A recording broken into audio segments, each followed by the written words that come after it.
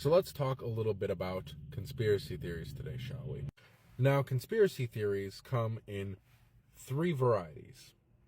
The first is the conspiracy that some whack job made where they don't believe the true story, so they have to find some weird connection. A lot of times their research is very surface level and in most cases hinges on one situation in the entire chain of events. These conspiracy theories are not analytical on the mass scale. They are not looking at the material conditions more than just a single thread, maybe three at the most, and how they connect to things. The second version of a conspiracy theory, the second variation, is when people don't believe the official narrative as to what happened. Now, there's a reason why these two are kind of linked together a lot of times. And the reason being is because the powers that be want a specific narrative told. They want the specific story that they want, that makes them look favorable, to be the only believed narrative. So, when people know this and understand this, and they see a situation and it doesn't look just quite right, so what do? They research and then they examine multiple connections. This is part of why the assassination of JFK had such grandiose fascination and so many conspiracy theories around it.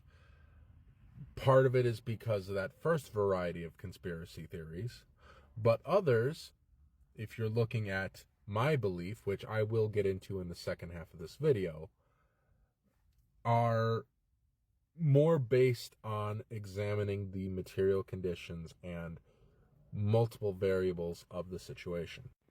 The third variant of conspiracy theory is the astroturfed one. Now, there are some that will be made specifically to hide that second variation. And a lot of times what will happen is it'll be some of that first variation just platformed a bit more. But sometimes if those get a little too close to a truth that the powers that be want hidden, what will happen is they will prevent that one from getting as much traction because it's a little too close to the money. Now, an example of a conspiracy theory. Do you guys know who Trevor Moore was? He was a comedian on the comedy sketch troupe Whitest Kids You Know. And he recently died. I believe he fell off a balcony. I don't believe that was necessarily the case, though. Primarily because of one of his songs where he gave his conspiracy theory of the assassination of JFK. The song is called Kitty History. Now, the conspiracy theory for the assassination of JFK given by Trevor Moore is more along that first variant, where there is a single thread of reasons as to why things happen. What he gives in that is not as factually based. There's not that much supporting evidence given in his song, Kitty History, as to his theory. I'm not denying what he said because it is very similar to my personal belief as to why the assassination for JFK happened. And also, I'm pretty sure that I've said that word enough times that this video will likely be, let's say, sheltered from the vast majority of TikTok. Now, let's actually look at what was going on during the Cuban Missile Crisis here. Because you had the Soviet Union bringing over nuclear arms to Cuba as a deterrent against any form of invasion, because really that's what nuclear weapons are there for. They are, hey, if you fuck with us, nuclear option. The only times when they've been used was as a threat against you, saying, hey, we can use the nuclear option, and that was used by the United States. And they were used on the Japanese, but that's another situation. The point of the matter is, you have nukes, so you don't use them. But people always forget that the United States had nukes in Turkey, right next to the USSR. Now, examine the quote-unquote nuclear arms race during the Cold War. And you see two countries that are quote-unquote neck and neck with weapons manufacturing and weapons advancements.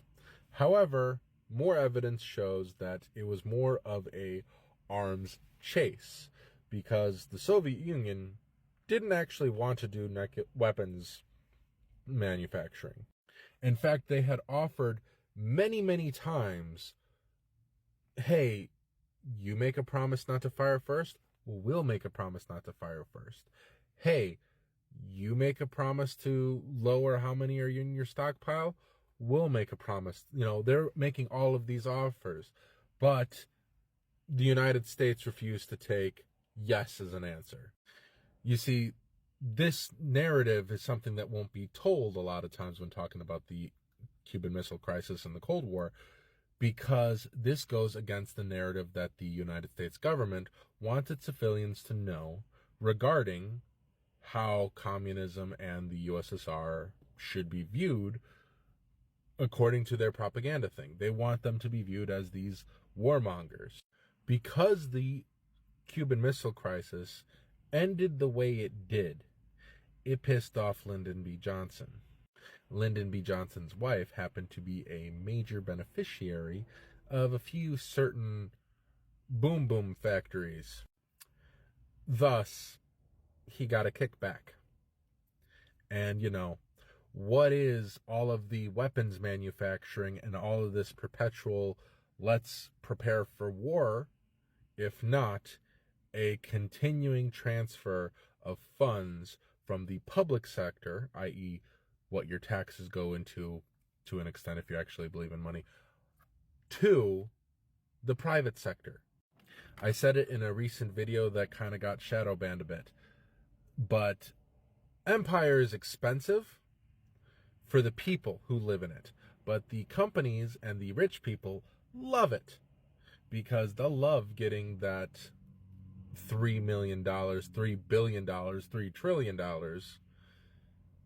even if it means that they're spending $60 trillion of the public sector money, because it's no skin off their nose and it's in their interest. So they saw Kennedy as soft on the communist threat.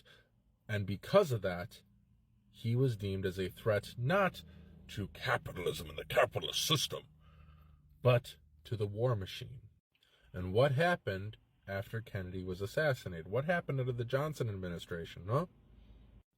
And no, I'm not saying that Kennedy was going to start a ceasefire or make any declarations of no continued arms deals. But he was too close to that line for the interest of, you know, the military-industrial complex. His assassination was to be used as an example, much as the bombings in Japan were.